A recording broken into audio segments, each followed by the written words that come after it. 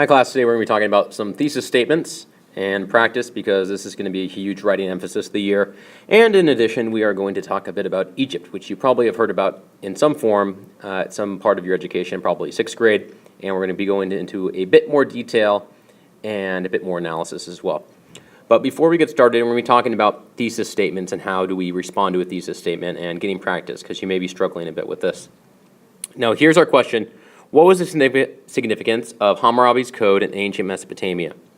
So when you go and make a thesis statement, you want to try not to parrot the question. And what I mean by parroting the question is you go and you're saying the question back while you're answering. Just answer the question. So, for example, don't use the word significant or significance, and don't you dare do something along the lines of, that's why it's in red, Hammurabi's code was significant because ... Don't do that. Now, 3 examples of going from worse to better. The first one, this weak example. Hammurabi's code was a set of law in ancient Mesopotamia. The reason why this one's not so hot, there's no argument, it's just a fact. So you have to be making a historical argument. Okay, next one a little bit better. Hammurabi's code provided a standard set of laws and standards for society. Okay, it's getting a bit better in terms of you're going and saying the connection between the laws being standard for society and the code. But this is where you really need to be going while the year will progress. You'll get better at these. The best one. Although harsh by today's standards, Hammurabi's code provided a legal framework and common standards for Mesopotamians. You're answering the question, you're providing an analysis. It's 1 sentence long. You will get practice, I promise. We're going to practice on these, but I just wanted to take a second to talk about those before we jump into Egypt. There we go. Ancient Egypt, our topic of today. We're going to see some pharaohs, some pyramids, and all that fun stuff that I know you love. So we're going to be doing the grapes of ancient Egypt, and you better be knowing your grapes. So we're going to talk about the geography. In contrast to Mesopotamia, it was geographically isolated, meaning it basically did its own thing. Mesopotamia, remember, had a bunch of city-states with walls because they were getting attacked all the time. They were isolated, which allowed them to become a unified or united country, meaning they kind of all were ruled by the pharaoh. They had little foreign invaders, meaning people didn't come from the outside and ransack them. But at the same time, if they were invaded, which they were a couple times, they were out of luck because they weren't prepared for these invaders. And this kind of viewpoint led them, because they were kind of on their own, they developed a pretty good society for the time. They were very optimistic, and they were somewhat almost arrogant in thinking that their lifestyle was very good. And the Nile River is the lifeblood of ancient Egypt. It's called the gift of the Nile, the black soil that it comes from. The difference between the Tigris and Euphrates and the Nile is that the Nile floods predictably. It flooded every August, went over the banks, and then by November it had receded. And what was left behind? A bunch of beautiful, rich soil that was nice and black, and it was allowed a lot of nutrients, and they could depend upon the Nile. This was a society that didn't even make the wheel. They used the Nile so much they used boats, and they created the amazing, pyramids, stuff like that. And it was just a gift to them. They even had a god in the Nile. Their religion. They were a polytheistic religion. Poly meaning many, theistic gods, many gods and goddesses, just like the Mesopotamians. So they had their many gods and goddesses they had to worship in temples. That's where the priests were involved. Common people just can't go to the temples. As you get deeper into the temple, it's supposed to be more like going to like the other world, something like that. And they're meant to be feared, so you have the rituals, you have forms of divination, just like Mesopotamia. And they still have this idea of Ma'at. And Ma'at there's not really one word in English that encapsulates it. It's something along the lines of order, truth, and justice. And that this order, truth, and justice must be kept both on the cosmic level with the gods and goddesses and on the ordinary level. And this idea here that there's a cycle to life.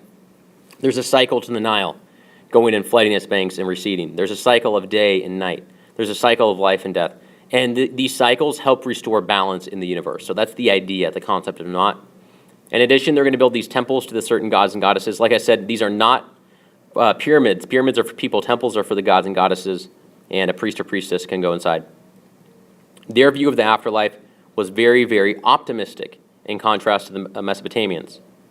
When you were buried, they thought when you were buried and you died, that you would go and you would have a ceremony, which I'll show you in a second, called the weighing of the heart. And they would compare your heart, which looked at your deeds, what you had done during your life, versus a feather. And depending upon the weight of the heart versus the weight of the feather on the scales, you either received eternal life or you were eaten by a monster, which I'll show you, which is kind of cool. They were buried with, kind of like people today are buried with a Bible, they're buried with what we call the Book of the Dead, and it has like tips for the afterlife when you go to the weighing in the heart ceremony. So like when you are asked if you have killed anybody, you should say no. In addition, they used a process known as mummification, which I'm sure you're familiar with. Basically, take out the internal organs, scrape out the brain through the nose, take out all the organs and put them in jars, put some salt to dry up the skin, and then wrap them in bandages, and then they have a lovely eternal life. Here's Anubis. He's the god of death, essentially. If you look, he's a jackal. They think about the gods and goddesses. They would put them in the animal form of kind of what they're associated with. So a jackal would be the type of person or animal that would go and eat everybody's, flesh if it was left on the field. So they personified him as a jackal. And then he's black, which is the color of a mummy once the mummy starts to rot. Here's a ceremony of the weighing in the heart where you can see Anubis there, and then this creature which will eat you. I'll show you here in a second. The creature is 1/3 crocodile, 1/3 hippo, and 1/3 lion. So not so good. If he eats you, you basically are killed again, which doesn't make much sense, but we'll just ignore that. Here's another mummy. You can go see mummies today. They are fairly small. Their nutrition wasn't so good. They're usually about 5 feet tall. Male and female. They are buried with their cats and dogs as well. Children. Obviously, the richer you are, the nicer mummy you're going to have. Another shot, kind of a creepy mummy. You can still see there even something as simple as their eyelids or their hair or their teeth as well still intact. These mummies are thousands of years old. Pretty creepy. Another thing here of the mummy. The mummies, they would actually wrap their bandages on their toes and their fingers in order to make sure they didn't break off. They wrapped them first. This is a temple created by Hatshepsut, who's one of the female pharaohs. You may have seen it. It kind of looks like an Indiana Jones in the middle of the desert. It's outside Luxor. Pretty cool place. Another aerial shot there of a temple. These would be used in worship as well. And the inside. In the chambers of a pharaoh, like inside of a pyramid for the afterlife, they would actually show them doing in the afterlife what they like to do while they're alive. So like a modern example, like if you like to play basketball, they would put like a painting of you playing basketball inside the pyramid. So like they would show people eating or running around, stuff like that. Maybe they would even put their favorite dog. Achievements. Everybody knows the pyramids at Giza. A couple misconceptions though. The pyramids were actually, they found this out a couple years ago, they were not built by slaves. They were actually built by paid laborers. They were paid. They found that these people worked on different teams, like they would have team names and compete against each other. And they lived in quarters close to the pyramids, and they would get paid. So slaves were not whipped, were not the people forced to build the pyramids. And they're at Giza. The pyramids, there's 3 of them, the main ones. There's a bunch of other pyramids, but those are the most famous. They're outside Cairo today. They're right on the outskirts of Cairo. I'll show you a picture. In addition, Mesopotamia had cuneiform. The Egyptians had hieroglyphics. And we did not know how to read hieroglyphics until we found the Rosetta Stone. The Rosetta Stone, you can see it in the British Museum today. It was actually discovered by Napoleon's army. Then the British took it from Napoleon, and so that's why you can see it in London. The Egyptians want it back, but the British won't give it to them. The Rosetta Stone has 3 different languages, and those translations helped us decode hieroglyphics, which we can read today. When you go and you look at like an animal, it doesn't mean when you see a vulture, it means vulture. It basically means the sound that you would say when you say the word vulture. So it represents a kind of a letter almost is the way to think about it. Here's a cross-sectional shot of the inside of a pyramid where you see like the Queen's Chamber down here and then a walkway. So it's mostly brick, but there are the chambers, and that's where they put all the goodies, all the gold, all the stuff for the afterlife, all their paintings. An aerial shot of the Giza Complex with the big pyramids, and you can take a look here, pause, and look at all the fun stuff down there. Here's a shot of the Giza Complex. A lot of people don't realize it's not in the middle of the desert. There is a desert behind it, but it's right on the outskirts of Cairo. I'll show you the picture. There it is. You can see the whole city of Cairo, but the beautiful shot involves them looking this way, and it looks like it's in the middle of some mysterious desert. How did they build the pyramids? Well, we know that it's paid laborers, not slaves. Most likely, they used a form of sled and then dirt ramps, and they would slide the blocks up the ramps, and that's most likely how they would make it. The pyramids back in the day actually were meant to reflect the rays of the sun, be somewhat reflective, and the way they were built, the style was supposed to be like the rays of the sun. They were all built on the western side of the Nile, which was associated with the land of the afterlife. Another shot here of how they built the pyramids. And some lovely hieroglyphics. What that means, I have no idea. We'll take a look at the Rosetta Stone. If you take a close look here and you see the Rosetta Stone, you can actually see, you can mark it off the 3 different languages that are on the Rosetta Stone, from the Greek down here to the hieroglyphics up here. The Rosetta Stone is about 4 feet tall, about 2 feet long, and about a foot thick. You got to go throw some elbows if you go see it in the British Museum. It's a very, very popular thing. It was found on Rosetta, hence the name Rosetta Stone.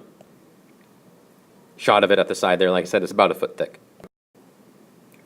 Politics, the pharaoh actually was the ruler. It's not the king, it's the pharaoh. The pharaoh could be male or female. 2 of the most famous female pharaohs were Hatshepsut and Cleopatra. The pharaoh basically comes from the word great house or big house, which is where the pharaoh lived. It's kind of equivalent to calling like the president Mr. White House. So the pharaoh is like Mr. Big House. And the pharaoh controlled everything, very tightly controlled, and he organized the society into 42 different nomes, which are kind of like states. And each nome was ruled by a nomarch. Arch is rule, right? So they're in control of the nome. Nomarch is in control of the individual nome, basically like a state governor, but they're taking all the orders from the pharaoh. Economics, they did not have a coinage system. They used some forms of metal, but not really coins, and some forms of barter system was where you trade one thing or another. I talked about that with Mesopotamia. Agriculture is the backbone. Most people are reliant upon the Nile. Most people are farmers. They do have slaves, although they didn't build the pyramids. Viziers basically are assistants to the pharaoh, and the nomarchs as well, and some forms of artisans, craftsmen, stuff like that. Social structures, what was it like? It was highly stratified. Now, it's kind of a new word probably for you. Stratified means there's different layers, there's different levels to it, meaning the different levels of society. Like if you were a slave versus a free person, they don't intermix, they don't interact. It's a very level off, you know where your place is society. Now, in contrast to Mesopotamia, women had very, very good rights in ancient Egypt, even some women rising to the part of Pharaoh. They could divorce, they could own property, they could go to court. There's actually records of men writing love poems to their wives. You would not see that in Mesopotamia. So women were actually treated fairly well. Daily life, they would go, and like I said, most of them were farmers. The beverage of choice was actually beer, a watered-down version of beer to make sure that get some bacteria out of it. It's actually safer to drink than water. And daily life in Egypt was tough by our standards, but comparatively to the rest of the world, they were fairly advanced. So that's it on Egypt. Come see me if you have any questions.